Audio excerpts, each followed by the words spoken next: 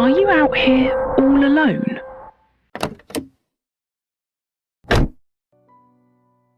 Around 2010, my family moved into a brand new housing development in the UK. Out of about 25 built houses, only 3 were actually occupied at the time.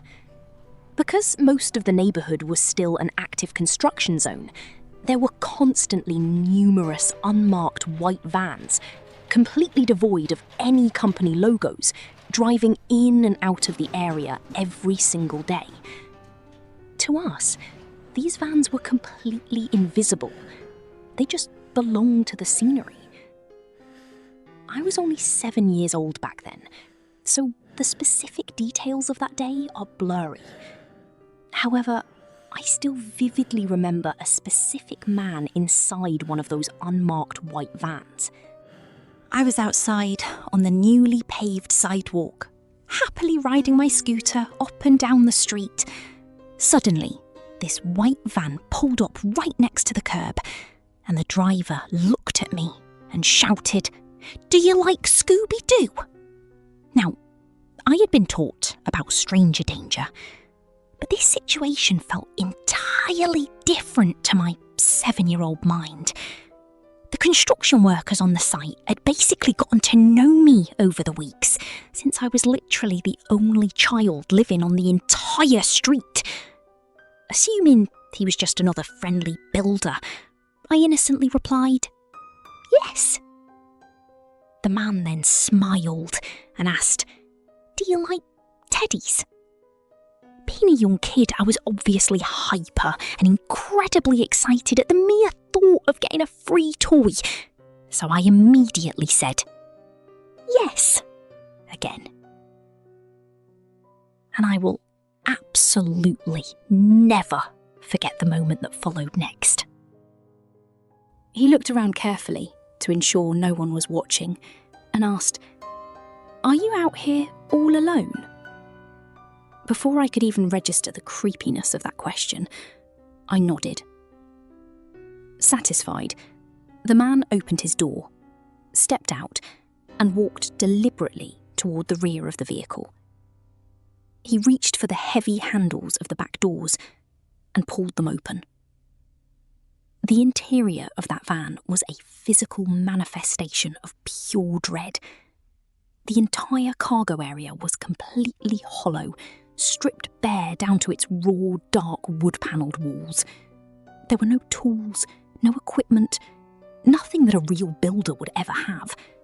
It was an empty, echoing wooden box, except for one terrifyingly meticulous detail.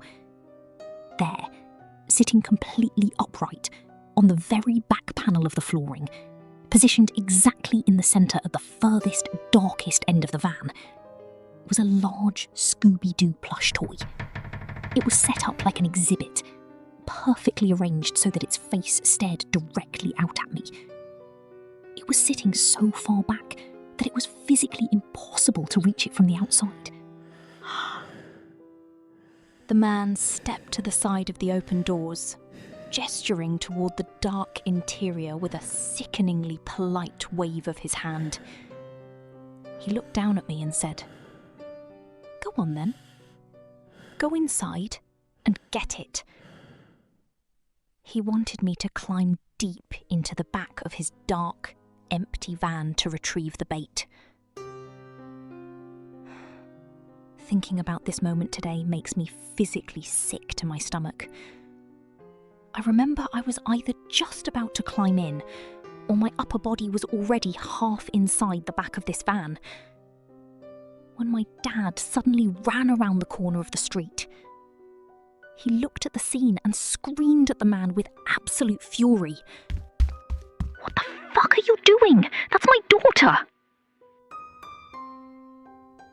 The moment my dad yelled, the man's entire demeanour flipped instantly. He went from a cheerful guy giving away toys to a terrified, shaking puppy. He began to stutter uncontrollably, desperately trying to explain that he just wanted to give a little girl a toy. My dad didn't buy it for a second. He snapped back. "If you want her to have it, I'll go get it." My dad then marched right up to the back of the van, reached inside and violently snatched the Scooby-Doo plush toy from its perfect positioning. As this intense commotion unfolded, the loud shouting caused several nearby construction workers to stop what they were doing and look over at us. The man realised he was completely outnumbered. Without saying another word, he scrambled back into the driver's seat, slammed the door shut, and sped down the street, the rear doors of his van still swinging wildly open as he fled. Sharing this isn't about seeking online attention. This is about my adult mind finally realising years later just how terrifyingly planned out this entire interaction was. That predator had clearly done this before. He had perfected his technique over time. I will truly never forget the sight of that completely empty van, with nothing inside it except for that single Scooby-Doo toy, sitting perfectly upright at the very back.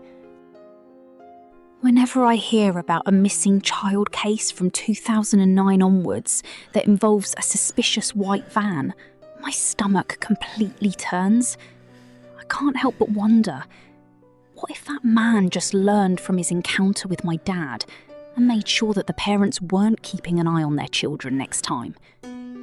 What if my escape was just the catalyst that made him a more meticulous, successful predator? I've spent hours searching Google for missing person reports and attempted kidnapping cases in the UK between 2008 and 2011, because honestly, that trap was way too calculated to be his very first attempt. Maybe I'm just overthinking it, but my dad absolutely loathes talking about that day to this very day, and his heavy silence makes me believe that I am not overthinking it at all. He knows exactly what almost happened to me.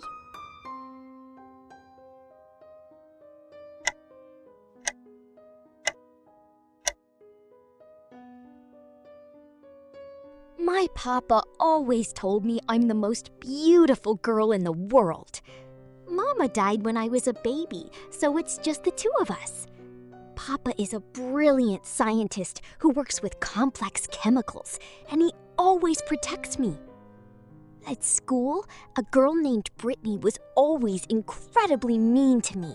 She constantly mocked my face, saying my nose was too big and my eyes were too small. But the other day, she said something unforgivable. She claimed Mama probably thought I was ugly too, and that's why she died. When Papa found out, he didn't look sad. He looked furious. His eyes were cold as he muttered, "They will all pay." The next morning, the school bus never came. The entire district was suddenly locked down. I snuck a look over Papa's shoulder while he was watching a breaking news report on TV. The anchor was trembling.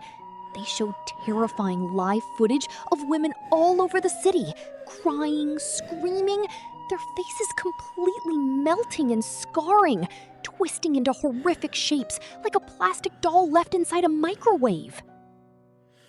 The reporter said a catastrophic chemical agent had somehow contaminated the global water supply, permanently disfiguring every single female on Earth.